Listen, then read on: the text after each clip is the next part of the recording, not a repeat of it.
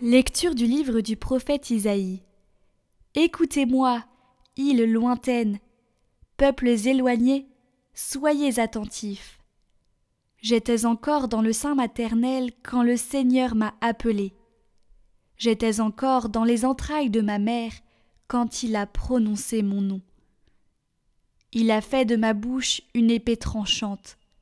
Il m'a protégé par l'ombre de sa main. Il a fait de moi une flèche acérée. Il m'a caché dans son carquois. Il m'a dit : Tu es mon serviteur, Israël. En toi je manifesterai ma splendeur. Et moi je disais : Je me suis fatigué pour rien. C'est pour le néant. C'est en pure perte que j'ai usé mes forces. Et pourtant, mon droit subsistait auprès du Seigneur, ma récompense auprès de mon Dieu. Maintenant le Seigneur parle, lui qui m'a façonné dès le sein de ma mère, pour que je sois son serviteur, que je lui ramène Jacob, que je lui rassemble Israël.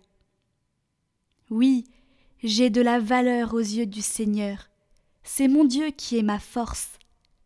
Et il dit : C'est trop peu que tu sois mon serviteur pour relever les tribus de Jacob, ramener les rescapés d'Israël.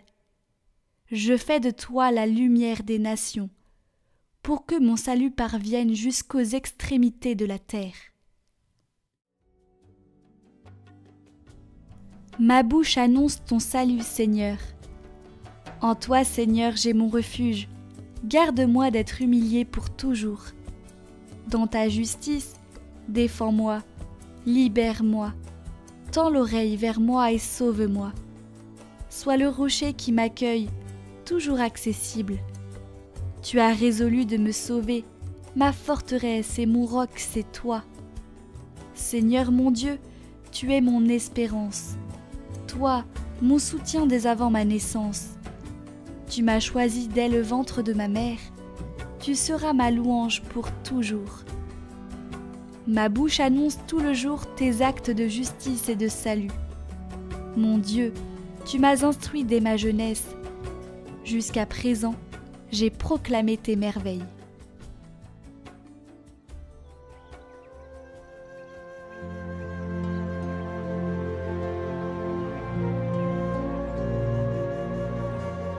Évangile de Jésus-Christ selon saint Jean. En ce temps-là, au cours du repas que Jésus prenait avec ses disciples, il fut bouleversé en son esprit, et il rendit ce témoignage. Amen. Amen, je vous le dis. L'un de vous me livrera. Les disciples se regardaient les uns les autres avec embarras, ne sachant pas de qui Jésus parlait. Il y avait à table, appuyé contre Jésus, l'un de ses disciples, celui que Jésus aimait. Simon-Pierre lui fait signe de demander à Jésus de qui il veut parler. Le disciple se penche donc sur la poitrine de Jésus et lui dit : « Seigneur, qui est-ce » Jésus lui répond : « C'est celui à qui je donnerai la bouchée que je vais tremper dans le plat. » Il trempe la bouchée et la donne à Judas, fils de Simon l'Iscariote. Et quand Judas eut pris la bouchée, Satan entra en lui. Jésus lui dit alors : « Ce que tu fais, fais-le vite. » Mais aucun des convives ne comprit pourquoi il lui avait dit cela. Comme Judas tenait la bourse commune, certains pensèrent que Jésus voulait lui dire d'acheter ce qu'il fallait pour la fête ou de donner quelque chose aux pauvres. Judas prit donc la bouchée et sortit aussitôt. Or, il faisait nuit. Quand il fut sorti, Jésus déclara : « Maintenant le Fils de l'homme est glorifié, et Dieu est glorifié en lui. Si Dieu est glorifié en lui, Dieu aussi le glorifiera, et il le glorifiera bientôt. Petits enfants, c'est pour peu de temps encore que je suis avec vous. Vous me chercherez, et comme je l'ai dit aux Juifs, là où je vais, vous ne pouvez pas aller. Je vous le dis maintenant à vous aussi. » Simon-Pierre lui dit : « Seigneur, où vas-tu » Jésus lui répondit : « Là où je vais, tu ne peux pas me suivre maintenant. Tu me suivras plus tard. » Pierre lui dit « Seigneur, pourquoi ne puis-je pas te suivre à présent? Je donnerai ma vie pour toi. » Jésus réplique « Tu donneras ta vie pour moi? Amen. Amen, je te le dis. Le coq ne chantera pas avant que tu m'aies renié 3 fois. »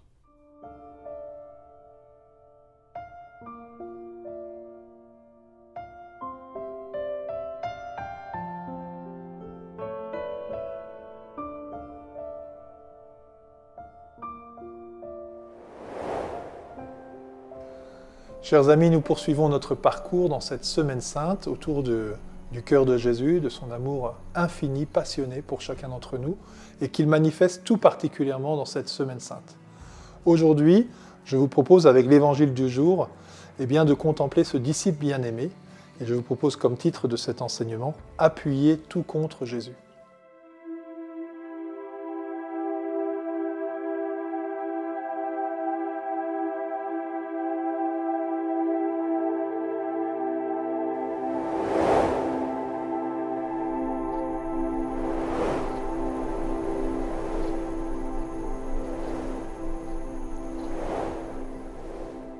Nous avons un nouveau disciple qui apparaît dans cet évangile. On connaît l'apôtre Saint Jean, Jacques et Jean, les fils de Zébédée. Pourtant, dans l'évangile selon Saint Jean, à partir du chapitre 13, c'est-à-dire à partir de l'évangile du jour, il y a un titre nouveau qui apparaît, comme une volonté de ne pas l'associer directement à Saint Jean, qui est le disciple bien-aimé. Tout contre Jésus se trouvait un disciple, celui que Jésus aimait. On a ces deux expressions, disciple que Jésus aimait ou le disciple bien-aimé. Et il y a comme une volonté de le garder discret. Ce disciple va apparaître plusieurs fois dans l'Évangile à partir de maintenant, en Jean 13, pendant le dernier repas, tout contre Jésus, appuyé contre Jésus, il y avait le disciple que Jésus aimait. Puis on va le retrouver vendredi, dans le récit de la Passion, que nous entendrons dans l'office de la Passion, au pied de la croix. Le disciple que Jésus aimait se retrouve là de nouveau. Et puis dans le temps pascal, il apparaîtra 3 fois. D'abord, c'est lui qui court avec Pierre au tombeau, c'est lui qui aidera Pierre à reconnaître Jésus sur le bord du lac, en Jean 21. Et finalement, c'est sur lui que l'on se pose la question, est-ce qu'il va vivre jusqu'à l'éternité? Mais le vieux Jean qui écrit l'Évangile nous dit, non, il n'a pas dit qu'il ne mourrait pas, il a dit, si je veux qu'il demeure. L'évangéliste, nous donne une définition du disciple bien-aimé. On sait que c'est l'évangéliste qui a écrit qui est le disciple bien-aimé. Et il dit, si je veux qu'il demeure. Voilà. Et donc, on va avoir maintenant, aujourd'hui, dans l'Évangile, ce disciple qui est tout contre Jésus. Ce que j'aimerais relever à votre attention, c'est que nous sommes dans un récit très grave. Les récits des messes de la Semaine Sainte accélèrent un peu. Tout ça se passe le jeudi soir, mais on essaie de l'étaler sur les jours de la Semaine Sainte. On a bien dit que si on regardait historiquement ce qui se passe, c'est plutôt le mardi saint que Jésus va être dans le temple, va voir l'obole de la veuve, va reprendre la question de la résurrection des morts et tout. Reprenez encore une fois vos évangiles pour méditer un peu ces jours de la Passion qu'on peut vraiment suivre heure par heure. Et donc dans ce récit du jeudi saint, on a ce disciple bien-aimé qui apparaît, mais il n'apparaît pas n'importe quand. Il apparaît entre la trahison de Judas, l'annonce de la trahison de Judas, et le reniement de Pierre. Dans les évangiles synoptiques, Matthieu, Marc et Luc, lorsque Jésus annonce la trahison de Judas et annonce le reniement de Pierre, entre les deux, les évangélistes nous placent le récit de l'Eucharistie. Jésus livre son corps. Ceci est mon corps livré pour vous. Et combien plus ce texte a du sens quand on entend Judas et Pierre qui ne vont pas pouvoir tenir la route et vont abandonner le Christ. Jésus continue de se livrer. Et chez Saint Jean, il y a comme une autre figure qui apparaît. On n'a pas le récit de l'Eucharistie, mais par contre, on a un disciple bien-aimé qui apparaît tout contre Jésus. Vous voyez, comme un dialogue. Jésus se livre alors que les uns et les autres l'abandonnent ou le renient. Est-ce qu'il y aura un disciple bien-aimé qui va pouvoir venir recevoir cette offrande du Christ? Vous voyez, Jésus, dans l'Évangile selon Saint Jean, dit à un moment « Voulez-vous partir vous aussi ?» Et Pierre avait dit « Non, à qui irions-nous? Tu as les paroles de la vie éternelle. » À l'heure de la Passion, on pourrait dire la question se repose. Et le disciple bien-aimé va être là. Il va être tout contre Jésus et il va entendre les battements du cœur de Jésus. Il va comprendre ce qui habite, l'angoisse aussi du Christ. L'heure est venue, Jésus est troublé, c'est des vocabulaires qu'on retrouve dans l'Évangile selon Saint Jean, et va vivre ce cœur à cœur.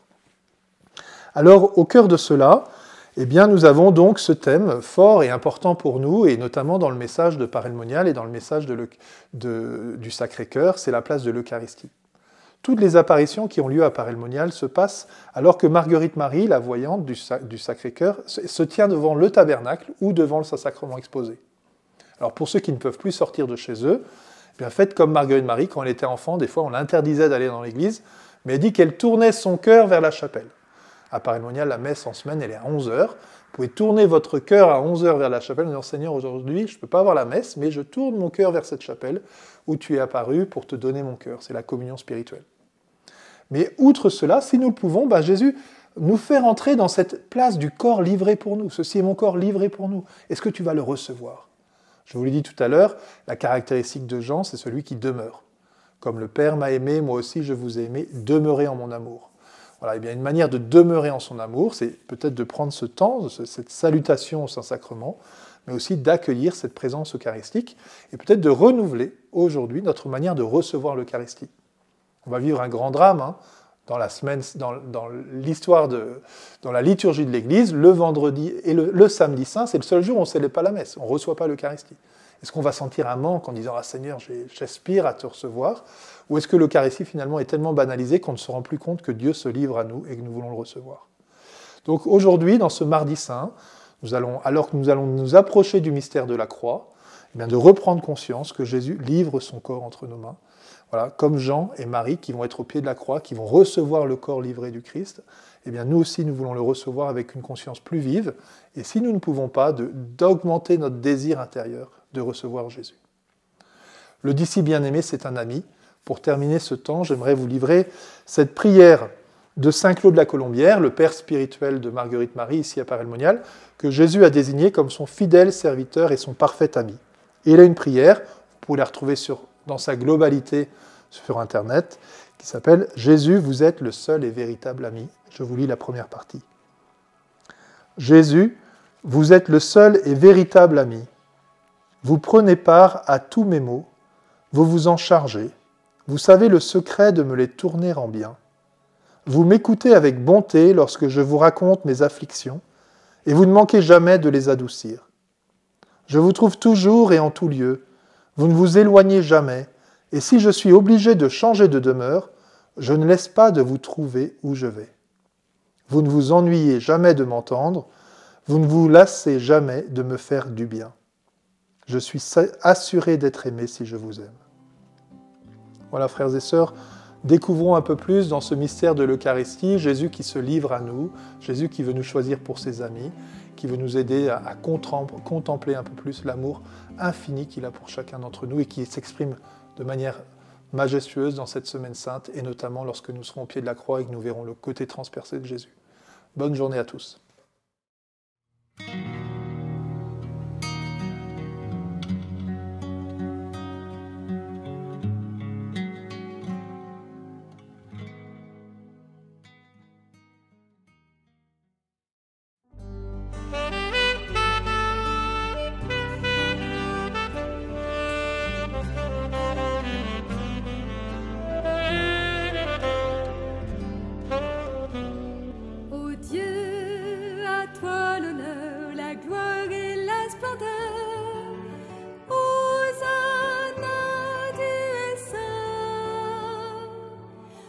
Dieu, tu es mon chant, ma force et mon salut.